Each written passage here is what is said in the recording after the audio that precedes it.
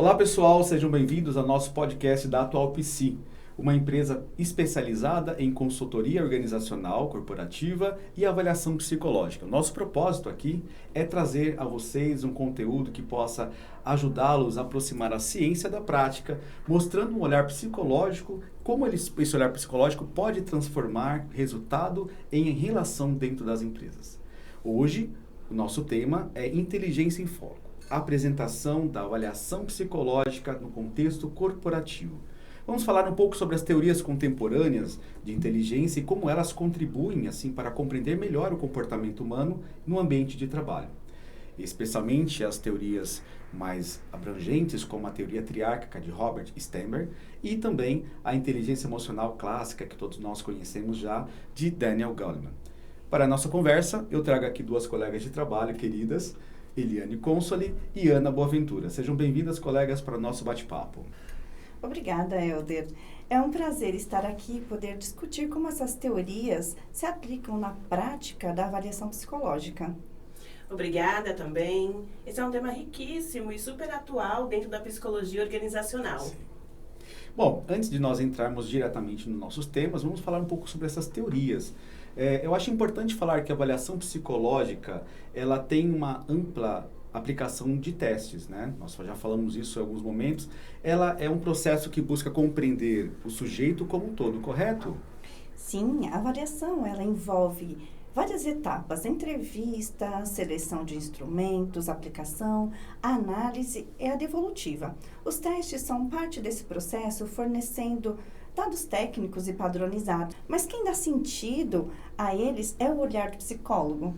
E esse olhar é essencial, especialmente nas empresas. A avaliação psicológica permite compreender essa parte cognitiva, mas também a gente vai conseguir olhar como esse indivíduo lida com situações de problema, como ele se comunica, como ele se adapta.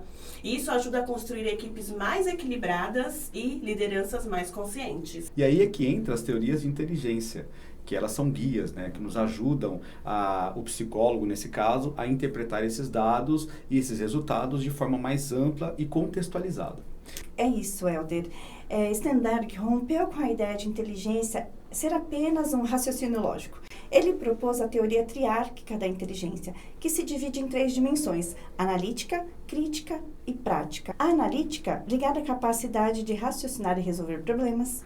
A criativa, relacionada ali à inovação, enfrentamento de novas situações. E a prática, que envolve aplicar o conhecimento de forma efetiva no cotidiano. E ele defende ainda que a inteligência verdadeira está no equilíbrio dessas 3 dimensões e que o sucesso profissional e pessoal depende muito das integrações ali do que um QI elevado. Interessante isso, Eliane, porque nas empresas muitas vezes nós vemos pessoas que têm um grande domínio técnico, mas às vezes têm dificuldade em aplicar o conhecimento em situações reais. Exatamente. Sternberg chama atenção para isso. Alguém pode ser ótimo na parte analítica, mas se não conseguir ser criativo diante de imprevistos ou na prática, nas tomadas de decisão, o desempenho cai. No contexto corporativo, essa teoria é muito útil para compreender o desempenho e o potencial do desenvolvimento do colaborador. E acho que ela também ajuda o psicólogo a não se limitar a testes cognitivos, né? Porque a teoria do Sternberg nos lembra que a inteligência é contextual. Ela depende da interação com o ambiente e das oportunidades de aplicar o que se sabe. É isso mesmo, Ana. Essa visão torna a avaliação psicológica mais dinâmica, personalizada, respeitando a singularidade de cada indivíduo. Outra teoria muito importante que nós falamos bastante aí, que todo mundo conhece, que é a do Daniel Goleman. Aí, para falar sobre isso, eu gostaria de falar um pouquinho com a Ana Boaventura. Boa! O Goleman colocou as emoções no centro da discussão sobre desempenho. Ele nos lembra que ser inteligente também é reconhecer e saber lidar com as próprias emoções e com as dos outros. Essa competência é primordial no ambiente corporativo, principalmente nos cargos de liderança e no trabalho em equipe. Muito bem. É isso mesmo. As duas teorias, elas se complementam e ajudam o psicólogo a fazer uma avaliação mais completa e técnica, além de mais humana. Bom, para fechar, Vale lembrar e reforçar a ideia central, né, que os testes são ferramentas, sim, indispensáveis, mas o verdadeiro valor da avaliação está na integração entre o quantitativo e o qualitativo. Sim, o número é um ponto de partida, mas é a análise clínica e contextual que vai transformar esse dado em significado. E essa é a essência da avaliação psicológica. Unir técnica, teoria, sensibilidade. Quando o psicólogo entende isso, ele consegue fazer intervenções mais eficazes e éticas, tanto para o indivíduo quanto para a organização. E para isso nós temos alguns testes também, né, Helder? Fala um pouquinho para a gente. Então nós vamos falar um pouquinho sobre alguns desses testes, né? Temos uma variedade gigantesca. É claro que todos os testes que são realizados, aplicados no contexto tanto organizacional, corporativo, quanto também em clínicas, eles são testes que são validados. Tem uma plataforma do CRP que vai apresentar, então, alguns critérios necessários para isso. E tem o SATEPSI, que é uma plataforma especialmente para validação desses testes. Eu vou citar o VISC, por exemplo, que é um desses testes que ele é utilizado muito para crianças e adolescentes entre 6 e 16 anos. Ele mede o funcionamento intelectual, em geral, os padrões de aprendizado, como a criança desenvolve esse aprendizado, as dificuldades cognitivas que eles têm também e também algumas altas habilidades. Isso é interessante. Esse é teste também que tem vários aspectos, vários subtestes, vamos dizer assim, dentro dessa categoria do teste VISC, que são 15, na verdade.